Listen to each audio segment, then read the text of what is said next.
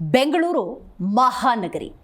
ಏಷ್ಯಾದಲ್ಲೇ ಹೆಸರು ಮಾಡಿರುವಂತಹ ಬೆಂಗಳೂರಿನ ಜವಾಬ್ದಾರಿ ಅಂತ ಹೇಳಿದ್ರೆ ಅದು ನಿಜಕ್ಕೂ ಕೂಡ ದೊಡ್ಡ ವಿಚಾರ.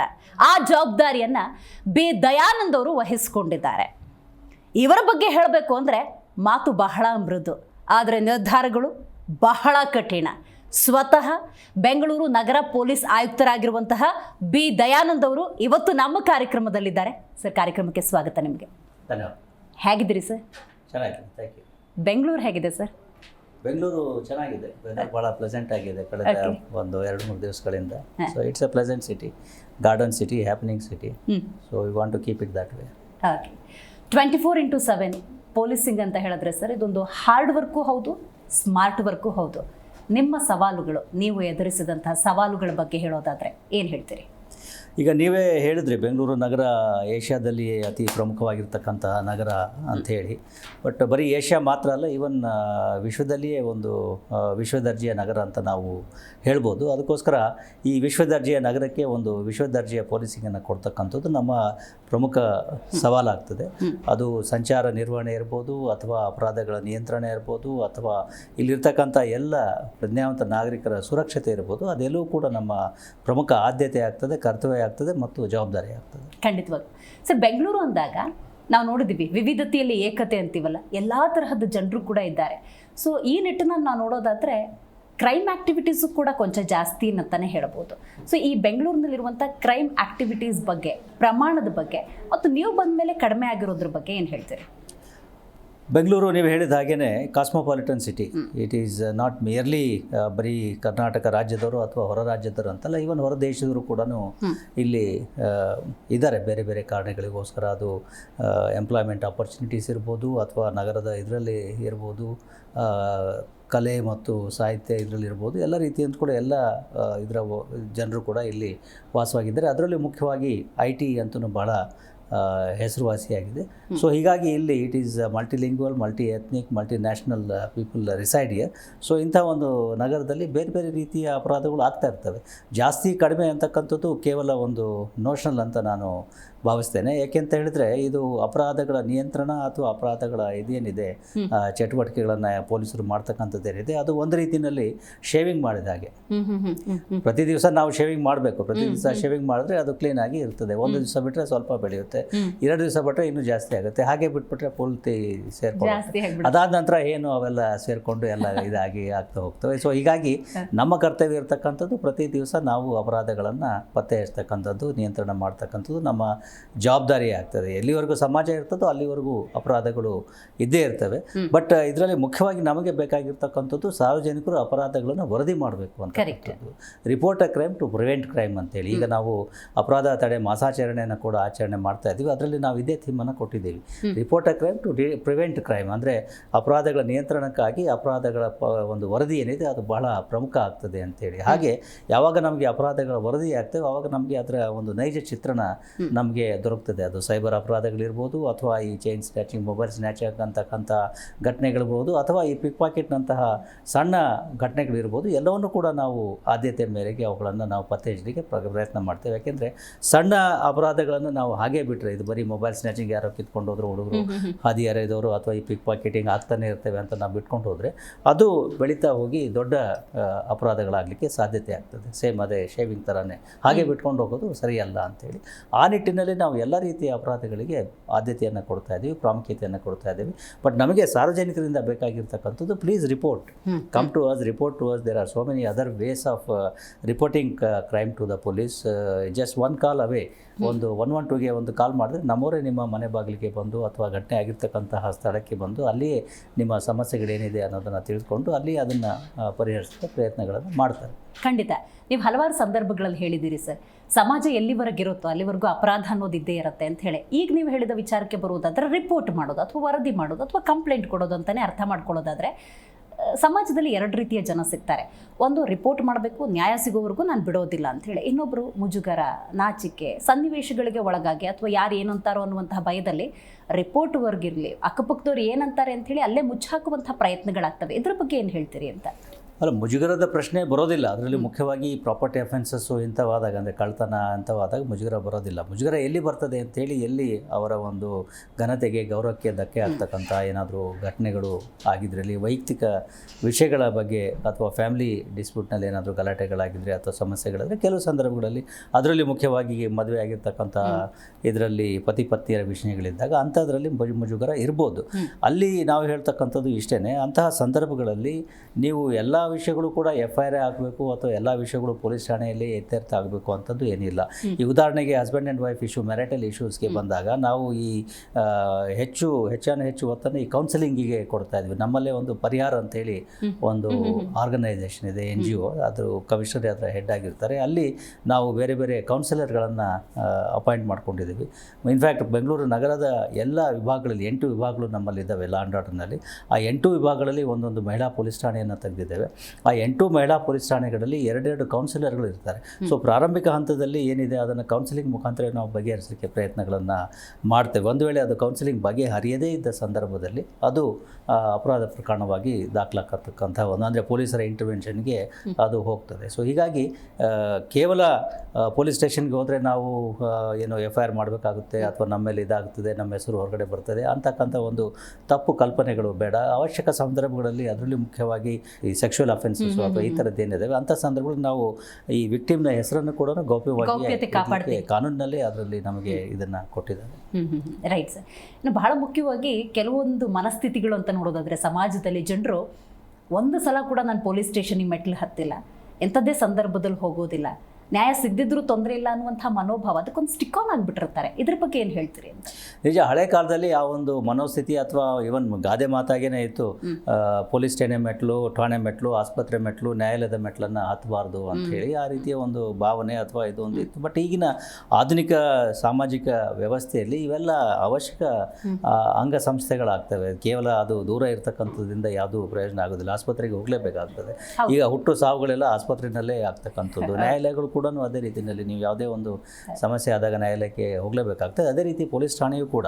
ಬಟ್ ಪೊಲೀಸ್ ಠಾಣೆಗಳಲ್ಲಿ ಬೆಂಗಳೂರು ನಗರದಲ್ಲಿ ನೀವು ಈಗ ನಾವು ಹೇಳೋದಾದರೆ, ಪೊಲೀಸ್ ಠಾಣೆಗಳಿಗೆ ನೀವು ಭೇಟಿ ನೀಡಿದಾಗ ಅಲ್ಲಿ ಒಂದು ಉತ್ತಮವಾದಂತಹ ವಾತಾವರಣವನ್ನು ನಿರ್ಮಾಣ ಮಾಡಲಿಕ್ಕೆ ನಾವು ಪ್ರಯತ್ನಗಳನ್ನು ಮಾಡಿದ್ದೇವೆ. ಪೊಲೀಸ್ ಠಾಣೆಗಳಿಗೆ ಹೋದಾಗ ಸ್ವಾಗತಗಾರರು ನಿಮ್ಮನ್ನು ಕೇಳ್ತಕ್ಕಂಥದ್ದು ಏನಾಗಿದೆ ಅಂತೇಳಿ ಮತ್ತೆ ಸಂಬಂಧಪಟ್ಟ ಇವರಿಗೆ ಕಳಿಸ್ಕೊಡ್ತಕ್ಕಂಥದ್ದು. ಜೊತೆಗೆ ಅದರದ್ದೊಂದು QR ಕೋಡ್ ಬೇಸ್ಡ್ ಫೀಡ್ಬ್ಯಾಕ್ ಸಿಸ್ಟಮನ್ನು ಕೂಡ ನಾವು ಮಾಡಿದ್ದೇವೆ. ಅದರ ಕೆಲವೊಂದು ಕಮೆಂಟ್ಗಳನ್ನೇ ನಾವು ಓದಿ ಹೇಳೋದಾದರೆ, ನಾನು ಇದುವರೆಗೆ ಪೊಲೀಸ್ ಠಾಣೆಗೆ ಹೋಗಿರಲಿಲ್ಲ, ಇವತ್ತು ಹೋಗಬೇಕಾದಂತಹ ಸನ್ನಿವೇಶ ವಾತಾವರಣ ಬಂತು. ಬಟ್ ಅಲ್ಲಿ ಹೋದ್ಮೇಲೆ ನನಗೆ ಭಾಳ ಸಂತೋಷ ಆಯಿತು. ಪೊಲೀಸ್ ಠಾಣೆಯವರು ನಮ್ಮನ್ನು ಚೆನ್ನಾಗಿ ಸ್ಪಂದನೆ ನೀಡಿದರು, ಮಾತಾಡಿದ್ರು. ನನ್ನ ಮೊಬೈಲ್ ಫೋನ್ ಕಳೆದೋಗಿತ್ತು, ಅದನ್ನು ಹುಡುಕೊಟ್ರು, ಅಥವಾ ಇನ್ನೊಂದೇನೋ FIR ಮಾಡಲಿಕ್ಕೆ ನನಗೆ ಅನುಕೂಲ ಮಾಡಿಕೊಟ್ರು, ಅಥವಾ ನಮ್ಮ ಎದುರುದಾರನ ಕರೆಸಿ ಅವ್ರಿಗೆ ಇದನ್ನು ಮಾಡಿ ನಮಗೆ ಸಮಸ್ಯೆಯನ್ನು ಬಗೆಹರಿಸಿಕೊಟ್ರು. Overall experience was very good ಅನ್ನೋ ರೀತಿಯಲ್ಲಿ ಭಾಳಷ್ಟು ಕಮೆಂಟ್ಗಳು ಈಗ ಬರ್ತಾ ಇದ್ದಾವೆ. ಅಂದರೆ police stations are also government offices are the places where people go to get justice. So ಅದಕ್ಕೋಸ್ಕರವೇ ನಾವು ಪೊಲೀಸ್ ಠಾಣೆಗಳನ್ನು ನಮ್ಮ ಭಾಷೆಯಲ್ಲಿ ನ್ಯಾಯ ದೇಗುಲ ಅಂತ ಅದನ್ನು ನಾವು ಕರೀತೇವೆ. ಇದು ನ್ಯಾಯ ದೇಗುಲ ಇದ್ದಾಗೆ. ಇದು ಒಂದು ಯಾವ ರೀತಿ ನೀವು ದೇವಸ್ಥಾನಕ್ಕೆ ಹೋಗ್ತೀರಿ ಅಷ್ಟೇ ಗೌರವ, ಮತ್ತು ಇದರಿಂದ ಅಲ್ಲಿ ಬಂದರೆ ಖಂಡಿತವಾಗಿ ನಿಮ್ಮ ಸಮಸ್ಯೆಗಳಿಗೆ ಪರಿಹಾರ ಸಿಕ್ಕೇ ಸಿಗ್ತದೆ. ಖಂಡಿತ ಸರ್.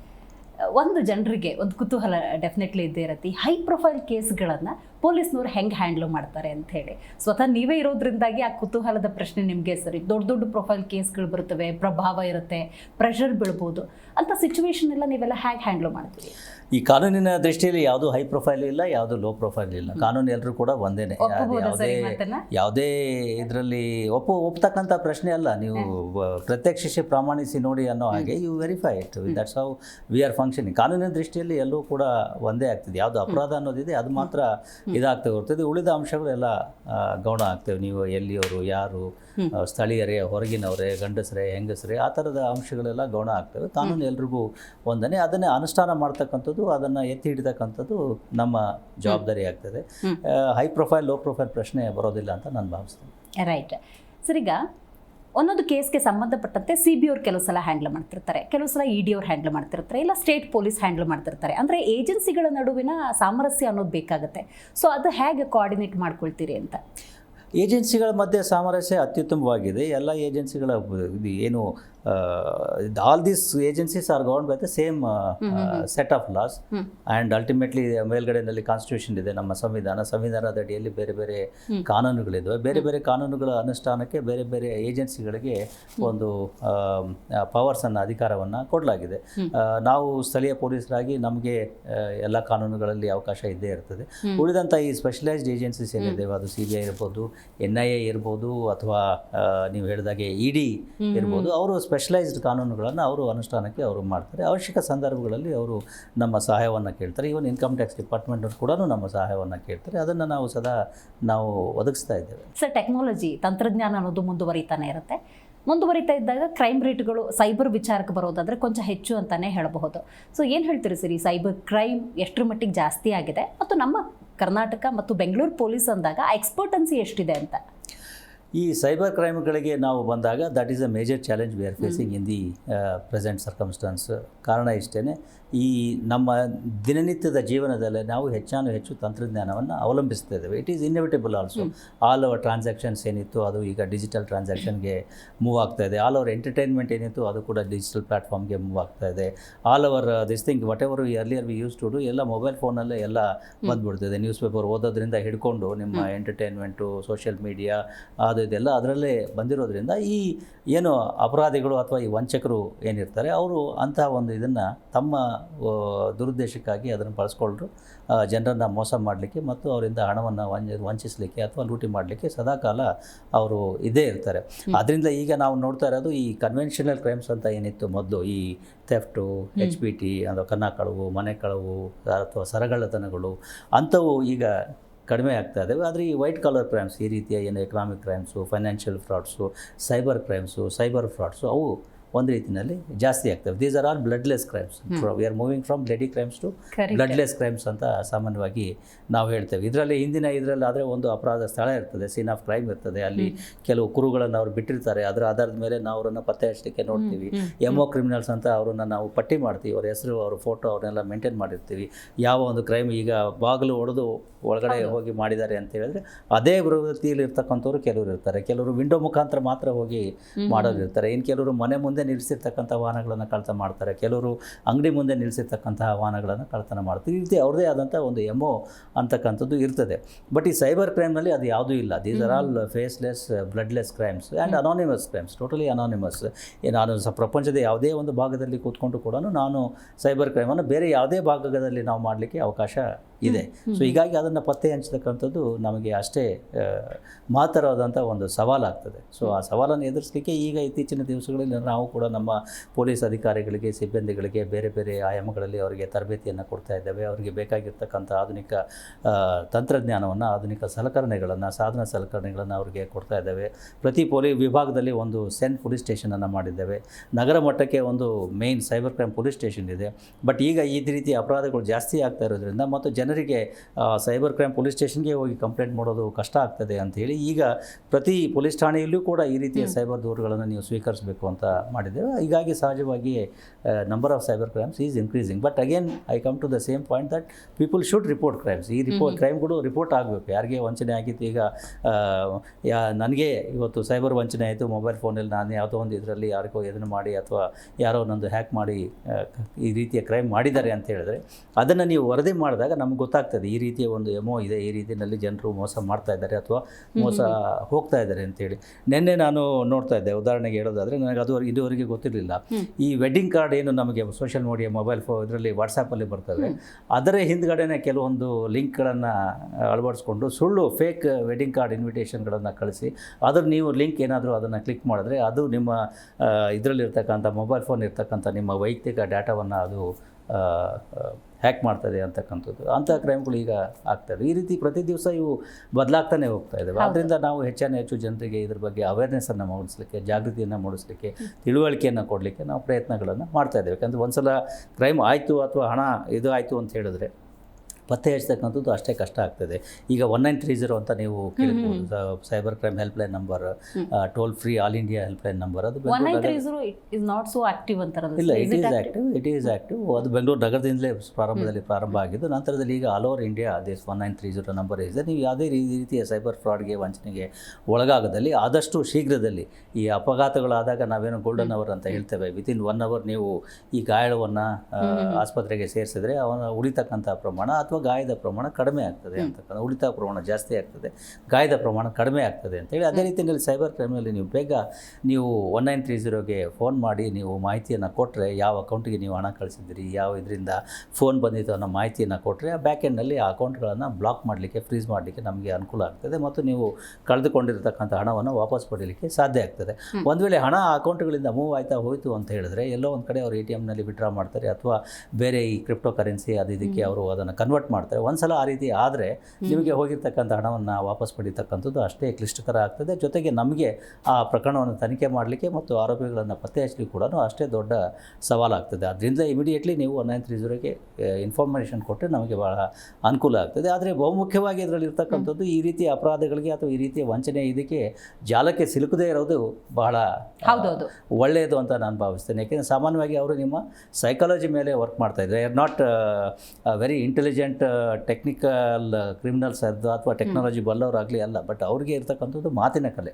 ಅವರಲ್ಲಿ ಇರ್ತಕ್ಕಂಥದ್ದು ನಿಮ್ಮನ್ನು ನಂಬಿಸ್ಲಿಕ್ಕೆ ಅಥವಾ ನಿಮ್ಮನ್ನು ಹೆದರಿಸಲಿಕ್ಕೆ ಅಥವಾ ನಿಮಗೆ ಪುಸ್ಲಾಯಿಸಲಿಕ್ಕೆ ಎಲ್ಲ ರೀತಿಯ ಒಂದು ಮಾತಿನ ಒಂದು ಪ್ರಯೋಗವನ್ನು ಅವರು ಮಾಡ್ತಾರೆ. ಅಂಥ ಸಂದರ್ಭದಲ್ಲಿ ನೀವು ಜಾಗರೂಕರಾಗಿರಬೇಕಾಗ್ತದೆ. ಯಾವುದೇ ಕಾರಣಕ್ಕೂ ಈ ರೀತಿ ಸೋಷಿಯಲ್ ಮೀಡಿಯಾಗಳ ಮುಖಾಂತರ ಬರ್ತಕ್ಕಂಥ ಇದು ಅಥವಾ ಈ ರೀತಿ ಕಾಲ್ಗಳು ಬಂದಾಗ ಅಪರಿಚಿತರು ನಿಮಗೆ ಫೋನ್ ಮಾಡಿದಾಗ ಅಂಥ ಫೋನ್ಗಳಲ್ಲಿ ನಿಮ್ಮ ವೈಯಕ್ತಿಕ ವಿವರಗಳನ್ನು ನೀಡದೇ ಇರತಕ್ಕಂಥದ್ದು, ನಿಮ್ಮ ಬ್ಯಾಂಕ್ ವಿವರಗಳನ್ನು ನೀಡದೇ ಇರತಕ್ಕಂಥದ್ದು, ಆಧಾರ್ ಕಾರ್ಡ್ ಅಥವಾ ಈ ರೀತಿ ಏನು ಪರ್ಸ್ನಲ್ ಇನ್ಫಾರ್ಮೇಷನ್ ಇದೆ ಅದನ್ನು ನೀಡದೇ ಇರತಕ್ಕಂಥದ್ದು ಬಹಳ ಮುಖ್ಯ ಆಗ್ತದೆ.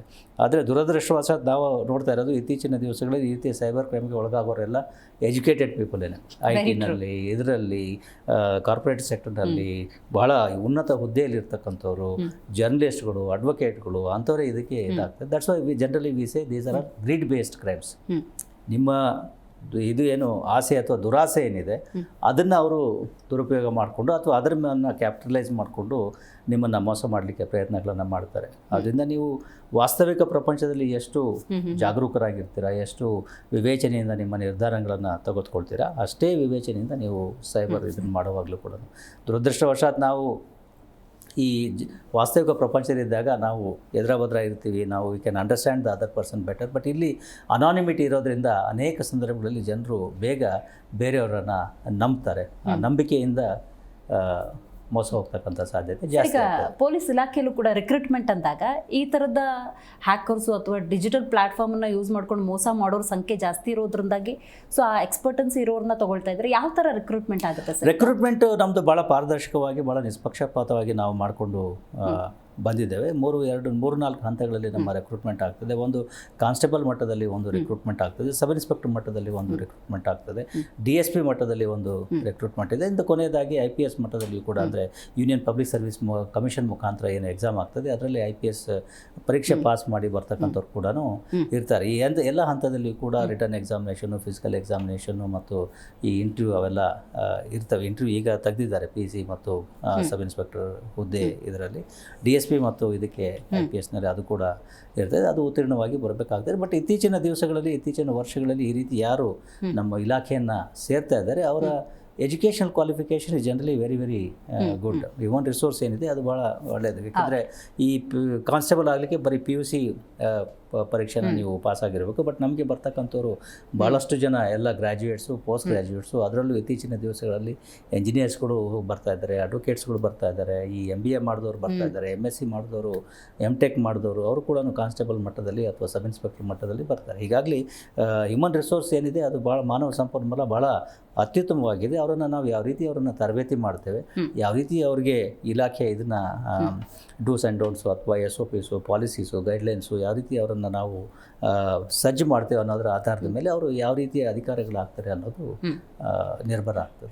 ಈಗ ಸೋಷಿಯಲ್ ಮೀಡಿಯಾ ಅಂತ ಸಂದರ್ಭದಲ್ಲಿ ಬೇಗ ರೆಸ್ಪಾಂಡ್ ಮಾಡ್ತಾರೆ ಪೊಲೀಸ್ ಇಲಾಖೆಯಲ್ಲಿ. ಬಟ್ ಫಿಸಿಕಲಿ ಬಂದು ಕಂಪ್ಲೇಂಟ್ ಮಾಡಿದಾಗ ಅಂತ ರೆಸ್ಪಾನ್ಸ್ ಸಿಗಲ್ಲ ಅನ್ನುವಂಥ ಜನಾಭಿಪ್ರಾಯ ಇದೆ ಸರ್ ಪೊಲೀಸ್ ಇಲಾಖೆ. ಇಲ್ಲ, ಫಿಸಿಕಲಿ ಕೂಡ ನಾನು ಈಗಾಗಲೇ ಹೇಳಿದೆ, we are just 1 call away and 7 or 8 minutes ಅವೇ ಅಂತ ಹೇಳಿ. ಯು ಕ್ಯಾನ್ ಟ್ರೈ ನಾವು ಆಲ್ಸೋ 112ಗೆ ಫೋನ್ ಮಾಡಿ ಹೇಳಿ, ಈ ಥರ ಇಲ್ಲಿ ಇಂಥ ಕಡೆಗಳಲ್ಲಿ ಈ MG ರೋಡ್ ಮೆಟ್ರೋ ಸ್ಟೇಷನ್ ಹತ್ರ ನನಗೆ ಚೈನ್ ಸ್ನ್ಯಾಚಿಂಗ್ ಆಯಿತು ಅಥವಾ ಇನ್ನೊಂದೇನೋ ಆಯಿತು ಅಂತ within 7 to 8 minutes definitely they will hear.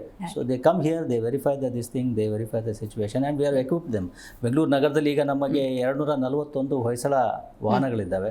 ಪ್ರತಿ ಪೊಲೀಸ್ ಠಾಣೆಗೆ ಒಂದು 2 ಅಥವಾ 3 ಹೊಯ್ಸಳ ವಾಹನಗಳಿವೆ. 24/7 ಅವರು ಕರ್ತವ್ಯದಲ್ಲಿ ಇರ್ತಾರೆ. ಹಿಂದೆ ಬರೀ ಕಾನ್ಸ್ಟೇಬಲ್, ಹೆಡ್ ಕಾನ್ಸ್ಟೇಬಲ್ ಇರ್ತಾಯಿದ್ರು. ಈಗ ASM ಮಟ್ಟದ ಅಧಿಕಾರಿಯೇ ಪೆಟ್ರೋಲ್ ಆಫೀಸರ್ ಆಗಿ ಇರಬೇಕು ಆ ವಾಹನದಲ್ಲಿ ಅಂತ ಮಾಡಿದ್ದೇವೆ. ಅವ್ರಿಗೆ ಎಲ್ಲ ರೀತಿಯ ಸಾಧನ ಸಲಕರಣೆಗಳನ್ನು ಕೊಟ್ಟಿದ್ದೇವೆ. ಬಾಡಿ ಒನ್ ಕ್ಯಾಮ್ರಾ ಹಾಕ್ಕೊಂಡಿರ್ತಾರೆ, ಬಂದ ತಕ್ಷಣ ಬಾಡಿ ಒನ್ ಕ್ಯಾಮ್ರಾ ಆನ್ ಮಾಡ್ತಾರೆ. ಸೊ ಅದಷ್ಟು ಏನಾಗಿದೆ ಅನ್ನೋದು ನಿಮಗೂ ಮನದಟ್ಟ ಆಗ್ತದೆ, ಅವ್ರಿಗೂ ಮನದಟ್ಟ ಆಗ್ತದೆ ಮತ್ತು ಪಾರದರ್ಶಕವಾಗಿರ್ತದೆ. ಹಾಗೆ ಅವ್ರಿಗೆ ಬೇರೆ ಸಾಧನ ಸಲಕರಣೆಗಳನ್ನು ಕೂಡ ಕೊಟ್ಟಿದ್ದೇವೆ. ಹ್ಯಾಂಡ್ ಕಫನ್ನು ಕೊಟ್ಟಿದ್ದೇವೆ, ಟಾರ್ಚು, ರಿಫ್ಲೆಕ್ಟಿವ್ ಜಾಕೆಟ್ಸ್ ಎಲ್ಲ ಕೊಡಲಾಗಿದೆ. ಮುಂದುವರೆದು ಇನ್ನು ಮುಂದಿನ ದಿವಸಗಳಲ್ಲಿ ಬಹುಶಃ ಈ ಎಲ್ಲಿ ಸ್ಥಳಕ್ಕೆ ಬರ್ತಾರೆ ಅಲ್ಲೇ FIR ಮಾಡಲಿಕ್ಕೆ ಕೂಡ ಅವಕಾಶ ಮಾಡಿಕೊಡ್ಲಿಕ್ಕೆ ಸಾಧ್ಯತೆ ಇದೆ. ತಂತ್ರಜ್ಞಾನದ ಮುಖಾಂತರ ನಾವು ಪ್ರಯತ್ನಗಳನ್ನು ಮಾಡ್ಬೋದು. ಈಗ ಪೊಲೀಸ್ ಠಾಣೆಗೆ ಹೋಗಿ ಏನಾದರೂ ಇದ್ದಿದ್ರೆ ಅಲ್ಲಿ FIR ದಾಖಲಿಕ್ಕೆ ಇದನ್ನು ಮಾಡಲಿಕ್ಕೆ ಅವರು ಅನುವು ಮಾಡಿಕೊಡ್ತಾರೆ. ಜೊತೆಗೆ ಬಹುಮುಖ್ಯವಾಗಿ you can rate the performance of our officers. ಈ ರೀತಿ ಯಾರು ಹೊಯ್ಸಳ ಅಧಿಕಾರಿಗಳು ನಿಮ್ಮಲ್ಲಿಗೆ ಬರ್ತಾರೆ, ನೀವೇನು ಕಾಲ್ ಮಾಡಿರ್ತೀರಾ ಅದಕ್ಕೆ ಮತ್ತೆ ನಮ್ಮ ಕಮಾಂಡ್ ಸೆಂಟ್ರಿಂದ ನಿಮಗೆ ಫೋನ್ ಮಾಡಿ ಕೇಳ್ತಾರೆ, ಪೊಲೀಸರು ಬಂದಿದ್ರಾ, ಎಷ್ಟೊತ್ತಿಗೆ ಬಂದರು, ನಿಮ್ಮ ಸಮಸ್ಯೆ ಪರಿಹಾರ ಆಯಿತಾ, ಅವರು ಸರಿಯಾಗಿ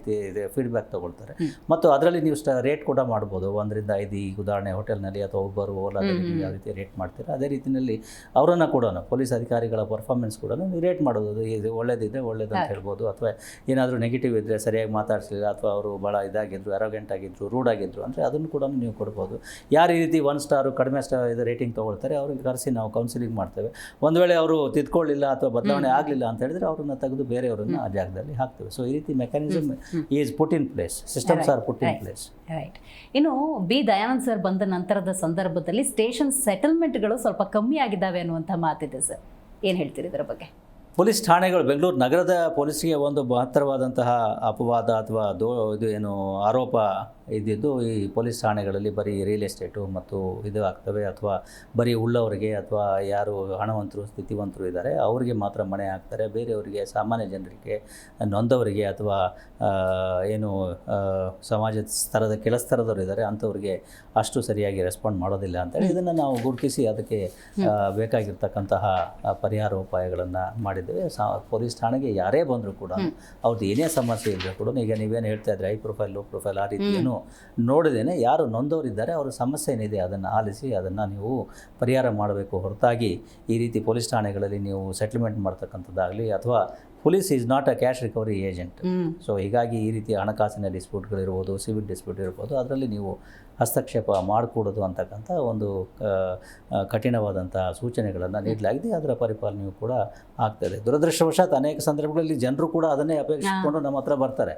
ನಾವು ಹೇಳಿ ನಾವು ನಿಷ್ಠುರ ಆಗಬೇಕಾಗ್ತದೆ. ಇವನ್ ನಮ್ಮ ಹತ್ತಿರದವರೇ ಇರ್ಬೋದು, ಸಂಬಂಧಿಕರೇ ಇರ್ಬೋದು, ಇವನ್ನೇನೋ ದುಡ್ಡು ಹೋಗಿದೆ ವಸೂಲು ಮಾಡಿಕೊಡಿ, ಇವನ್ನೇನೋ ಇದಾಗಿದೆ, ಬಾಡಿಗೆ ಇದ್ದಾರೆ ಅವ್ರನ್ನ ಬಾಡಿಗೆ ಕೊಡ್ತಾ ಇಲ್ಲ ಬಿಡಿಸ್ಕೊಡಿ ಅಂತೇಳಿ ಈ ರೀತಿಯ ಒಂದು ಏನು ಸಿವಿಲ್ ಡಿಸ್ಪ್ಯೂಟ್ ವ್ಯಾಜ್ಯಗಳಿದ್ದಾವೆ ಅವುಗಳನ್ನು ನಮ್ಮ ಅಂಗಳಕ್ಕೆ ತರಲಿಕ್ಕೆ ಪ್ರಯತ್ನಗಳನ್ನು ಸಾರ್ವಜನಿಕರು ಕೂಡ ಮಾಡ್ತಾರೆ. ನಾವು ಸೌಮ್ಯವಾಗಿ ಅದನ್ನು ಹೇಳಬೇಕಾಗ್ತದೆ. ಬಹಳಷ್ಟು ಜನಕ್ಕೆ ಅದು ಇಷ್ಟ ಆಗೋದಿಲ್ಲ, ಪೊಲೀಸರು ನಮಗೆ ಸಹಾಯ ಮಾಡಿಲ್ಲ ಅಂಥೇಳಿ ಒಂದು ಋಣಾತ್ಮಕ ಅಭಿಪ್ರಾಯವನ್ನು ಹೊಂದ್ತಾರೆ. ಆದರೆ ಕಾನೂನಿನ ದೃಷ್ಟಿಯಲ್ಲಿ ನಾವು ಮಾಡಬೇಕಾಗಿತ್ತು ಇಷ್ಟೇ. ಅವ್ರಿಗೇನು ಅಂತ ಹೇಳಿದ್ರೆ, ನಾವು ನ್ಯಾಯಾಲಯಗಳಿಗೆ ಹೋದರೆ ಸಿವಿಲ್ ವ್ಯಾಜ್ಯಗಳು ಅಂತ ಹೇಳಿದ್ರೆ ಭಾಳ ಟೈಮ್ ತೊಗೊಳುತ್ತೆ, ನೀವು ಪೊಲೀಸರಾದರೆ ಬೇಗ ತೀರ್ಮಾನ ಮಾಡ್ಬೋದು, ಬೇಗ ಸೆಟ್ಲ್ ಮಾಡಿಸ್ಬೋದು ಅಂತಕ್ಕಂಥ ಒಂದು ತಪ್ಪು ಕಲ್ಪನೆ over A period of time ಇದು ಬೆಳ್ಕೊಂಡು ಬಂದಿದೆ. ಅದಕ್ಕೋಸ್ಕರ ನಾವು ಹೇಳ್ತಕ್ಕಂಥದ್ದು ಅದರ ಬದಲಾಗಿ ನೀವು ಸಂಬಂಧಪಟ್ಟ ಇಲಾಖೆಗಳು ಅಥವಾ ಸಂಬಂಧಪಟ್ಟ ನ್ಯಾಯಾಲಯಕ್ಕೆ ಹೋಗಿ ನಿಮ್ಮ ವ್ಯಾಜ್ಯವನ್ನು ಪರಿಹರಿಸಿಕೊಳ್ಳಿ. ನಾವೇನಿದೆ ಬರೀ ಅಪರಾಧಗಳ ಪತ್ತೆ, ನಿಯಂತ್ರಣ, ಸಂಚಾರ ನಿರ್ವಹಣೆ, ಪತ್ತೆ, ನಿಯಂತ್ರಣ ಇವನ್ನ ಮಾಡಲಿಕ್ಕೆ ನಮಗೆ ಅವಕಾಶ ಮಾಡಿಕೊಡಿ ಅಂತ ನಾವು ಹೇಳ್ತಾ ಇದ್ದೀವಿ. ರೌಡಿಗಳು ಅಂದ ಸಂದರ್ಭದಲ್ಲಿ ಅವರನ್ನು ಗನ್ನಲ್ಲಿ ಕಂಟ್ರೋಲ್ ಮಾಡೋಕ್ಕಿಂತ ಪೆನ್ನು ಅಥವಾ ಡಾಕ್ಯುಮೆಂಟ್ರಲ್ಲಿ ಕಂಟ್ರೋಲ್ ಮಾಡೋದು ಉತ್ತಮ ಅಂತ ದಯಾನಂದ್ ಅವರು ಈ ಪಾಲಿಸಿಯನ್ನು ಫಾಲೋ ಮಾಡ್ತಾ ಇದ್ದಾರೆ. ಇಟ್ ಈಸ್ ಇನ್ ಕಂಟ್ರೋಲ್ ಅಂತ ಹೇಳಿ. ಪೆನ್ನು ಪೆನ್ಸಿಲ್ ಅಲ್ಲ, ಮುಖ್ಯವಾಗಿ ಕಾನೂನಿನ ಎಲ್ಲ ಅಂಶಗಳನ್ನು ನಾವು ಅಳವಡಿಸ್ಕೊಂಡು ಈ ರೌಡಿ ಚಟುವಟಿಕೆಗಳನ್ನು ನಿಗ್ರಹ ಮಾಡಲಿಕ್ಕೆ ಪ್ರಯತ್ನಗಳನ್ನು ಮಾಡ್ತಾ ಇದ್ದೇವೆ. ಕಾನೂನಿನಲ್ಲಿ ಎಲ್ಲ ಇದು ಕೂಡ ಇದ್ದಾವೆ. ಅನೇಕ ಸಂದರ್ಭಗಳಲ್ಲಿ ಈಗ ನಾವು ಜನ ಹೇಗೆ ನಮ್ಮ ಹತ್ರ ಬರ್ತಕ್ಕಂಥದ್ದು ಬೇಗ ಸೆಟ್ಲ್ ಮಾಡಿ ಕೊಡ್ತಾರೆ ಅಂತೇಳಿ. ಅದೇ ರೀತಿ ಪೊಲೀಸರು ಕೂಡ ಈ ರೀತಿ ಏನಾದರೂ ಇದ್ದಾಗ ಬರೀ ಬಲಪ್ರಯೋಗದಿಂದ ಅಥವಾ ಇನ್ನೊಂದೇನೋ ಮಾಡೋದ್ರಿಂದ ಅವುಗಳನ್ನು ನಿಯಂತ್ರಣ ಮಾಡ್ಬೋದು ಅಂತಕ್ಕಂಥ ಒಂದು ಪರಿಕಲ್ಪನೆಯಲ್ಲಿ ಏನಿದ್ರು ಅವ್ರಿಗೆ ಈಗ ನಾವು ಹೇಳ್ತಕ್ಕಂಥದ್ದು ಕಾನೂನಿನ ಎಲ್ಲ ಆಯಾಮಗಳನ್ನು ನೀವು ಉಪಯೋಗಿಸಿ. ಈಗ ಉದಾಹರಣೆಗೆ ಕೋಕಾ ಆ್ಯಕ್ಟ್ ಇದೆ. ಕೋಕಾ ಆ್ಯಕ್ಟ್ ಇದೆ very very stringent act. So ಅದನ್ನು ಉಪಯೋಗ ಮಾಡ್ತಕ್ಕಂಥದ್ದು, ಗುಂಡಾ ಆ್ಯಕ್ಟನ್ನು ಉಪಯೋಗ ಮಾಡ್ತಕ್ಕಂಥದ್ದು, ಮತ್ತು ಈ ಮುಚ್ಚಳಿಕೆಯನ್ನು ಬರ್ಸ್ಕೊಳ್ತಕ್ಕಂಥದ್ದು, ಯಾರು ಮುಚ್ಚಳಿಕೆಯನ್ನು ವಯಲೇಟ್ ಮಾಡ್ತಾರೆ ಅವ್ರ ಮೇಲೆ ಕ್ರಮ ತಗೊಳ್ತಕ್ಕಂಥದ್ದು. ಈಗ ಕಾನೂನಿನಲ್ಲಿ ಯಾರು ಬೇಲ್ ಜಂಪ್ ಮಾಡ್ತಾರೆ, ನೀವು ಬೇಲ್ ಅಂದರೆ ಕೋರ್ಟಿಂದ ಬಂದಿರತಕ್ಕಂಥ ವಾರಂಟನ್ನು ನೀವು ಮನ್ನಿಸದೇ ನೀವು ಕೋರ್ಟ್ಗೆ ಹೋಗದೇ ಇದ್ದರೆ ಅದು ಕೂಡ ಒಂದು ಸಂಜ್ಞೆಯ ಅಪರಾಧ ಆಗ್ತದೆ, ಕಾಗ್ನಿಸಬಲ್ ಅಫೆನ್ಸ್ ಆಗ್ತದೆ. ಅದನ್ನು ನಾವು ಉಪಯೋಗ ಮಾಡ್ತಾ ಇರಲಿಲ್ಲ ಹಿಂದೆ, ಈಗ ಅದನ್ನು ಉಪಯೋಗ ಮಾಡ್ತಾ ಇದ್ದೀವಿ. ಸೊ 229A ಅಥವಾ 269 BNS ಅಂತ ಒಂದು ಸೆಕ್ಷನ್ ಇದೆ. ಅದರಲ್ಲಿ ನೀವು ಬೇಲ್ ಜಂಪ್ ಮಾಡಿದ್ರು ಕೂಡ ನಿಮ್ಮ ಮೇಲೆ ನಾವು ಕೇಸನ್ನು ದಾಖಲಿಸ್ಬೋದು. ಮತ್ತು ಅಂಥ ಕೇಸ್ಗಳು ನಾವೇನು ದಾಖಲಿಸಿದ್ವಿ ಅವು ಈಗ ಕನ್ವಿಕ್ಷನ್ ಆಗ್ತಾ ಇದ್ದಾವೆ. 4-5 ತಿಂಗಳು ಕನ್ವಿಕ್ಷನ್ ಆಗ್ತದೆ. ಹೀಗಾಗಿ ಒಂದು ಕಾನೂನಿನ ಒಂದು ಏನು ಪ್ರಬಲ ಅಸ್ತ್ರ ಇದೆ, that is much stronger than any other strong arm methods what we can use. ಅದಕ್ಕೋಸ್ಕರ 1 FIR is more stronger than 10 encounters ಅಂತ. Super. Okay, drug mafia sir, ಇದರ ನಡುವೆ ಬಹಳ ಆಶ್ಚರ್ಯ ಆಗುತ್ತೆ. ಅಂದರೆ ಪುಟ್ಟ ಮಕ್ಕಳಿಂದ ದೊಡ್ಡವರವರೆಗೂ ಬಲಿಯಾಗ್ತಿದ್ದಾರೆ. ಹೇಗೆ ಇದನ್ನು ಕಂಟ್ರೋಲ್ ಮಾಡೋದು? ಮಾದಕ ವಸ್ತುಗಳ ವ್ಯಸನ ಏನಿದೆ ಇದು ಒಂದು ಆಧುನಿಕ ಒಂದು ಸಮಾಜದ ಪಿಡುಗು ಅಂತ ನಾನು ಭಾವಿಸ್ತೇನೆ. ಅದರಲ್ಲಿ ಮುಖ್ಯವಾಗಿ ಈ ನಮ್ಮ ಹದಿಹರೆಯದವರು ಯುವ ಜನಾಂಗ ಏನಿದೆ ಅದಕ್ಕೆ ಭಾಳ ಮಾರು ಹೋಗ್ತಾ ಇದ್ದಾರೆ, ಅಥವಾ ಅದರ ಒಂದು ಇದಕ್ಕೆ ಆಮಿಷಕ್ಕೆ ಒಳಗಾಗ್ತಾ ಇದ್ದಾರೆ. ಇದು ಒಂದು ರೀತಿಯಲ್ಲಿ ದುರದೃಷ್ಟಕರ, ಮತ್ತು ಇನ್ನೊಂದು ದೃಷ್ಟಿಯಲ್ಲಿ ಭಾಳ ಇದು ಒಂದು ಹಾನಿಕರ ಕೂಡ, ಮತ್ತು it has dangerous consequences for the future generations. ಅದನ್ನು ಗಮನದಲ್ಲಿ ಇಟ್ಕೊಂಡು ನಾವು ಎರಡೂ ರೀತಿಯಲ್ಲಿ ಇದನ್ನು ನಾವು ಟ್ಯಾಕಲ್ ಮಾಡಲಿಕ್ಕೆ ಪ್ರಯತ್ನವನ್ನು ಮಾಡ್ತಾ ಇದ್ದೇವೆ. ಒಂದು ಬಹುಮುಖ್ಯವಾಗಿರ್ತಕ್ಕಂಥದ್ದು ಈ ರೀತಿ ಮಾದಕ ವಸ್ತುಗಳ ಮಾರಾಟ ಸಾಗಾಟ ಯಾರು ಮಾಡ್ತಾ ಇದ್ದಾರೆ ಅಂಥವ್ರ ಮೇಲೆ ಕಾನೂನಿನ ಅಡಿಯಲ್ಲಿ ನಿರ್ದಾಕ್ಷಿಣ್ಯವಾಗಿ ಅವ್ರಗಳ ಮೇಲೆ ಕ್ರಮಗಳನ್ನು ಕೈಗೊಳ್ತಕ್ಕಂಥದ್ದು, ಅವರನ್ನು ಪತ್ತೆ ಹಚ್ಚತಕ್ಕಂಥದ್ದು, ಅವ್ರಗಳ ಮೇಲೆ ಸರ್ಚ್ ಮಾಡ್ತಕ್ಕಂಥದ್ದು, ಅಲ್ಲಿ ಯಾವುದನ್ನು ಮಾದಕ ವಸ್ತುಗಳು ಸಿಕ್ಕರೆ ಅದನ್ನು ರಿಕವರ್ ಮಾಡ್ತಕ್ಕಂಥದ್ದು, ಅವ್ರ ಮೇಲೆ ಕೇಸ್ ಹಾಕ್ತಕ್ಕಂಥದ್ದು. ಎರಡನೇದಾಗಿ ಯಾರು ಈ ರೀತಿ ವೃತ್ತಿಪರ ಮಾದಕ ವಸ್ತುಗಳ ಇದನ್ನು ಮಾಡೋರಿದ್ದಾರೆ ಅವ್ರಗಳ ಮೇಲೆ ಇನ್ನೂ ಹೆಚ್ಚು ಕ್ರಮಗಳನ್ನು ತಗೊಳ್ಳಿಕ್ಕೆ ಈ ಪ್ರಿವೆಂಟಿವ್ ಡಿಟೆನ್ಷನ್ ಅಂತ ಏನಿದೆ ಅದನ್ನು ಮಾಡ್ತಕ್ಕಂಥದ್ದು. ಜೊತೆಗೆ ಈ ಕೇವಲ ಈ ಡ್ರಗ್ಸಲ್ಲೂ ಬೇರೆ ಬೇರೆ ವಿಧಗಳಿದೆ. ಎಸ್ಪೆಷಲಿ ಸಿಂಥೆಟಿಕ್ ಡ್ರಗ್ಸ್ ಅಂತ ನಾವೇನು ಹೇಳ್ತೀವಿ, MDMA ಇರ್ಬೋದು, ಕೊಕೇನ್ ಇರ್ಬೋದು, ಅದು ಭಾಳ ಡೇಂಜರಸ್ಸು, ಭಾಳ ಕಾಸ್ಟ್ಲಿ. ಸೊ ಅದನ್ನು ಮಾಡ್ತಕ್ಕಂಥವ್ರು ಅನೇಕ ಸಂದರ್ಭಗಳಲ್ಲಿ ವಿದೇಶಿ ವ್ಯಕ್ತಿಗಳು ಅದನ್ನು ಬೆಂಗಳೂರು ನಗರದಲ್ಲಿ ಮಾರಾಟ ಸಾಗಾಟ ಮಾಡ್ತಕ್ಕಂಥದ್ದು ನಮಗೆ ಕಂಡು ಬಂದಿದೆ. ಅಂಥವ್ರ ಮೇಲೆ ಕೂಡ ನಾವೀಗ ಕ್ರಮ ಕೈಗೊಳ್ತಿದ್ದೀವಿ, ಅವರನ್ನು ಪತ್ತೆ ಹಚ್ತಾ ಇದ್ದೇವೆ. ಯಾರು ಈ ಓವರ್ ಸ್ಟೇಯಿಂಗ್ ಫಾರಿನರ್ಸ್ ಇದ್ದಾರೆ ಅವರನ್ನು ನಾವು ವಾಪಸ್ ಡಿಪೋರ್ಟ್ ಮಾಡಿ ಅವರನ್ನು ವಾಪಸ್ಸು ಕಳಿಸ್ಕೊಡ್ತಾ ಇದ್ದೀವಿ. ಯಾರು ನಿರಂತರವಾಗಿ ಈ ರೀತಿ ಕೆಲಸಗಳನ್ನು ಮಾಡ್ತಾ ಇದೆ ಅವರನ್ನು ಪ್ರಿವೆಂಟಿವ್ ಡಿಟೆನ್ಷನಲ್ಲಿ ಅರೆಸ್ಟ್ ಮಾಡಿ ನಾವು ಒಳಗಡೆ ಹಾಕ್ತಾ ಇದ್ದೀವಿ. ಇದು ಒಂದು ರೀತಿಯಲ್ಲಿ ಕಾನೂನಿನ ಅಡಿಯಲ್ಲಿ ನಾವು ಮಾದಕ ವಸ್ತುಗಳ ಇದ್ರ ಬಗ್ಗೆ ನಾವು ಮಾಡ್ತಾ ಇರ್ತಕ್ಕಂಥ ಕ್ರಮ. ಇನ್ನೊಂದು ದೃಷ್ಟಿಯಲ್ಲಿ ಈ ಯುವ ಜನಾಂಗ ಏನು ಈ ಮಾದಕ ವಸ್ತುಗಳ ವ್ಯಸನಕ್ಕೆ ಒಳಗಾಗ್ತಾ ಇದೆ ಅವರುಗಳಿಗೆ ಸರಿಯಾದಂಥ ತಿಳುವಳಿಕೆಯನ್ನು ಕೊಡ್ತಕ್ಕಂಥದ್ದು, ಅವರುಗಳಿಗೆ ಸರಿಯಾದ ಮಾರ್ಗವನ್ನು ತೋರಿಸ್ತಕ್ಕಂಥದ್ದು.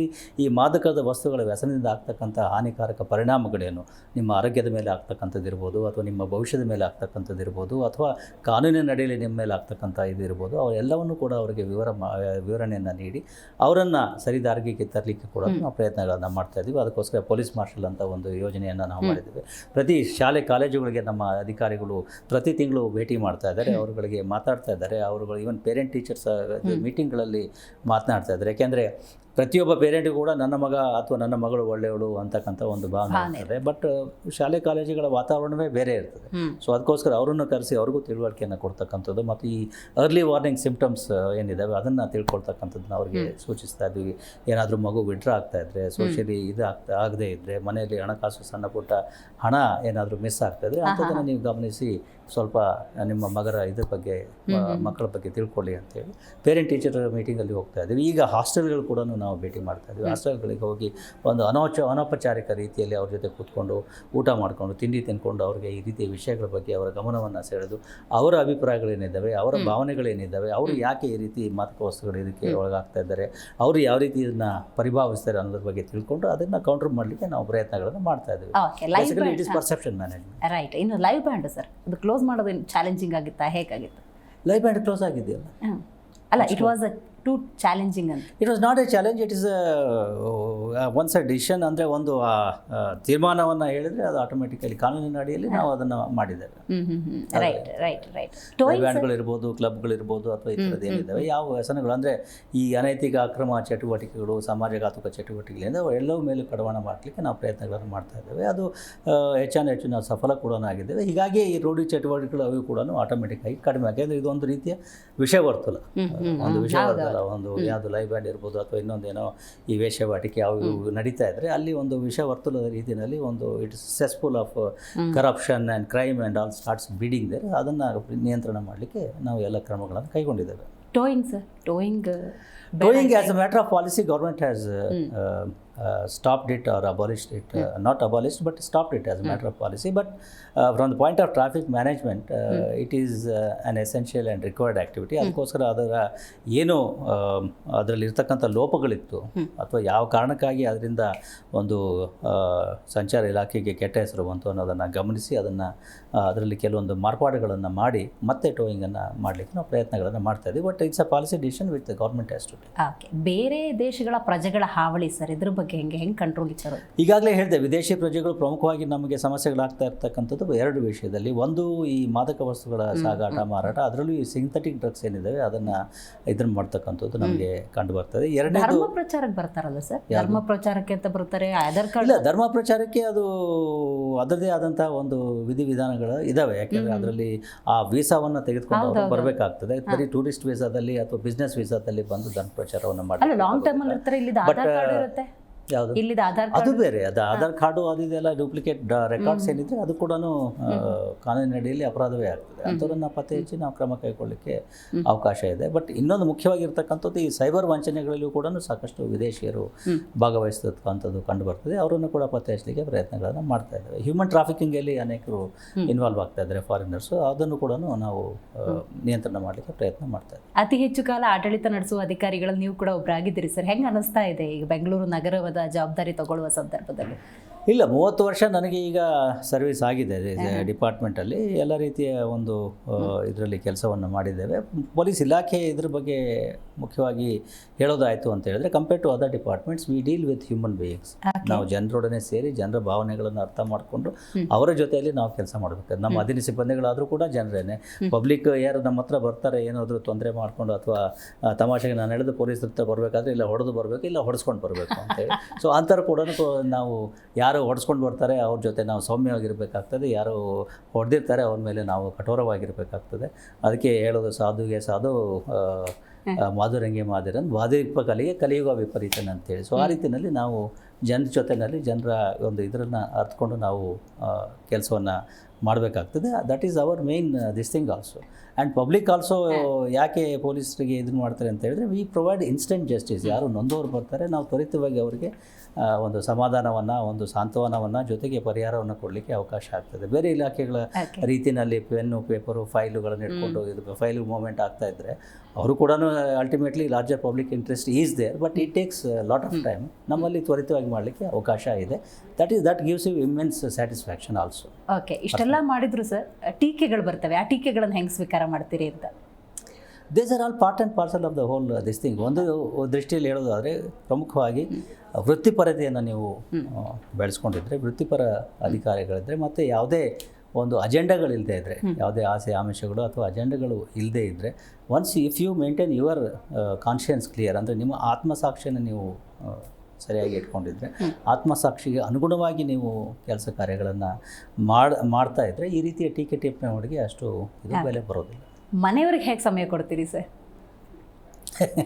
ಅದು ಕಷ್ಟಕರವಾಗಿರ್ತಕ್ಕಂತಹ ಒಂದು ಪ್ರಶ್ನೆ. ಈಗ ನೀವೇ ಹೇಳಿದ ಹಾಗೆ ಪೊಲೀಸ್ ಇಲಾಖೆಯಲ್ಲಿ 24/7 ನಾವು ಕೆಲಸ ಮಾಡಬೇಕಾಗ್ತದೆ ಅಂಥೇಳಿ. ಹೀಗಾಗಿ ಬರೀ ನಂದು ಒಬ್ಬಂದೇ ಪ್ರಶ್ನೆ ಅಲ್ಲ, ಈ ವರ್ಕ್ ಲೈಫ್ ಬ್ಯಾಲೆನ್ಸ್ ಏನಿದೆ ಅದು ಪೊಲೀಸ್ ಇಲಾಖೆಯಲ್ಲಿ ಸ್ವಲ್ಪ ಏರುಪೇರಾಗ್ತದೆ.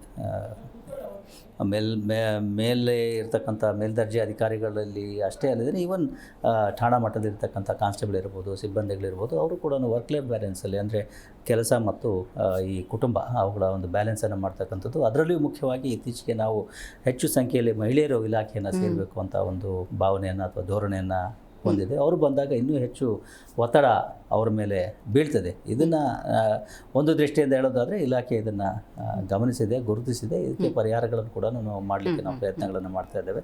ಈಗ ಉದಾಹರಣೆಗೆ ನಗರದ ಇದರಲ್ಲಿ ಹೇಳೋದಾದರೆ we have what are called as well being officers are ಈ ಆಪ್ತ ಸಮಾಲೋಚಕರು ಅಂತ ಹೇಳಿ ಕೆಲವು ಈ MSc ಸೈಕಾಲಜಿ ಅಥವಾ PhD ಮಾಡಿದವರನ್ನು ನಾವು ಅಪಾಯಿಂಟ್ ಮಾಡ್ಕೊಂಡಿದ್ವಿ ನಗರದಲ್ಲಿ. ಸೊ ಅವರು ಎಲ್ಲ ಠಾಣೆಗಳಿಗೆ ಭೇಟಿ ನೀಡ್ತಾ ಇರ್ತಾರೆ, ಎಲ್ಲ ಸಿಬ್ಬಂದಿಗಳಿಗೆ ಮಾತನಾಡ್ತಾ ಇರ್ತಾರೆ, ಕೆಲವೊಂದು ಕೌನ್ಸಿಲಿಂಗ್ ಸೆಷನ್ಸ್ಗಳನ್ನು ತಗೊಳ್ತಾರೆ, ಟ್ರೈನಿಂಗ್ ಸೆಷನ್ಸ್ಗಳನ್ನು ತಗೊಳ್ತಾರೆ. ಜೊತೆಗೆ ಅವರ ವಿಸಿಟಿಂಗ್ ಕಾರ್ಡನ್ನು ನಾವು ಎಲ್ಲ ಪೊಲೀಸ್ ಠಾಣೆಯ ಸಿಬ್ಬಂದಿಗಳಿಗೆ ಕೊಟ್ಟಿದ್ದೀವಿ.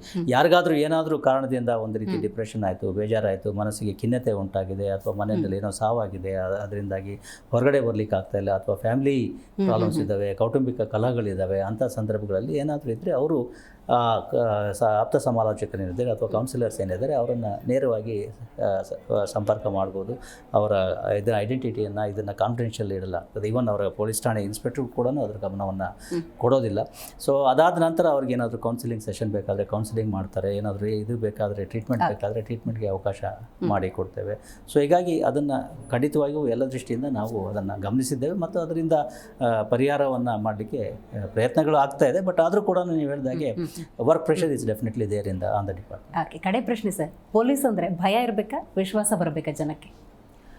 ಪೊಲೀಸರು ಅಂತ ಹೇಳಿದ್ರೆ ಭಯದ ಪ್ರಶ್ನೆ ಬರೋದಿಲ್ಲ. ಯಾಕೆಂದರೆ ಹಿಂದಿನ ಕಾಲದಲ್ಲಿ ಇತ್ತು ಒಂದು ರೀತಿಯಲ್ಲಿ ಭಯ, ಫಿಯರ್ ಸೈಕಾಸಿಸ್, ಪೊಲೀಸರು ಅಂದರೆ ಹೆದರ್ತಕ್ಕಂಥ ಈ ಇತ್ತೀಚಿನ ದಿನಗಳಲ್ಲಿ ಅದಿಲ್ಲ. ಬಟ್ ಪೊಲೀಸರು ಅಂತ ಹೇಳಿದ್ರೆ ಗೌರವ ಇರಬೇಕು, ರೆಸ್ಪೆಕ್ಟ್ ಇರಬೇಕು. ಬೇಕಾದ್ರೆ ಅದಕ್ಕೋಸ್ಕರ ನಾವು ಪೊಲೀಸ್ ಠಾಣೆಗಳೀಗ ಬರ್ತದೆ, ಕಾನೂನನ್ನು ಗೌರವಿಸೋರನ್ನು ನಾವು ಆಧರಿಸುತ್ತೇವೆ ಅಂತ. ರೆಸ್ಪೆಕ್ಟ್ ಅಲ್ಲ, respect the police and then only you will gain respect from us also. ಖಂಡಿತ ಸರ್, ಇವತ್ತಿನ ಕಾರ್ಯಕ್ರಮದಲ್ಲಿ ಭಾಗಿಯಾಗಿ ಪೊಲೀಸ್ ಇಲಾಖೆ ಅಂತ ಸಂದರ್ಭದಲ್ಲಿ ಮತ್ತು ನೀವು ಬೆಂಗಳೂರನ್ನ ಹೇಗೆ ನಿಭಾಯಿಸ್ತಾ ಇದ್ದೀರಿ ಮತ್ತು ಸಮಾಜದ ಕುರಿತಂತೆ ಬಹಳಷ್ಟು ವಿಚಾರವನ್ನು ಹಂಚಿಕೊಂಡ್ರಿ. ಧನ್ಯವಾದ ನಿಮಗೆ. Thank you. ನಿಮಗೂ ಕೂಡ ಧನ್ಯವಾದ. ಸೊ ನೋಡಿದ್ರಲ್ಲ ವೀಕ್ಷಕರೇ, ಇವತ್ತು ನಮ್ಮ ಕಾರ್ಯಕ್ರಮದಲ್ಲಿ ನಗರ ಪೊಲೀಸ್ ಆಯುಕ್ತರಾಗಿರುವಂತಹ ಬಿ ದಯಾನಂದ್ ಅವರು ಭಾಗಿಯಾಗಿದ್ದರು. ಹಲವು ವಿಚಾರಗಳನ್ನು ಹಂಚಿಕೊಂಡಿದ್ದಾರೆ. ಬಹಳ ಪ್ರಮುಖವಾಗಿ ಅವರು ಹೇಳಿದ ಒಂದು ವಿಚಾರ ಅಂದರೆ, ಸಮಾಜ ಎಲ್ಲಿವರೆಗಿರುತ್ತೆ ಅಲ್ಲಿವರೆಗೂ ಅಪರಾಧ ಅನ್ನೋದು ಇದ್ದೇ ಇರುತ್ತೆ. ಅಂಥ ಸಂದರ್ಭದಲ್ಲಿ ನೀವು ಮಾಡಬೇಕಾಗಿರೋ ಒಂದು ಕೆಲಸ ಅಂದರೆ ಅದನ್ನು ವರದಿ ಮಾಡಿ, ರಿಪೋರ್ಟ್ ಮಾಡಿ. ಆವಾಗ ಅಂಥ ಘಾತುಕ ಕೃತ್ಯಗಳನ್ನು ಕಡಿಮೆ ಮಾಡೋದಕ್ಕೆ ಖಂಡಿತವಾಗ್ಲೂ ಪೊಲೀಸ್ ಇಲಾಖೆಯೂ ಕೂಡ ಸಹಾಯವಾಗುತ್ತೆ ಅಂತ. ಸೊ ಹಾಗಾಗಿ ಪೊಲೀಸ್ ಇಲಾಖೆ ಜೊತೆ ಸಮಾಜವು ಕೂಡ ಅದೇ ರೀತಿಯ ಸ್ಪಂದನೆಯನ್ನು ಕೊಡಬೇಕಾಗುತ್ತೆ ಅನ್ನುವಂತಹ ಸಂದೇಶದೊಂದಿಗೆ ಇವತ್ತಿನ ಕಾರ್ಯಕ್ರಮವನ್ನು ಮುಗಿಸೋಣ. ನೋಡ್ತಾ ಇರಿ ಜಿ ಕನ್ನಡ ನ್ಯೂಸ್, ಸತ್ಯವೇ ಸುದ್ದಿಯ ಜೀವಾಳ.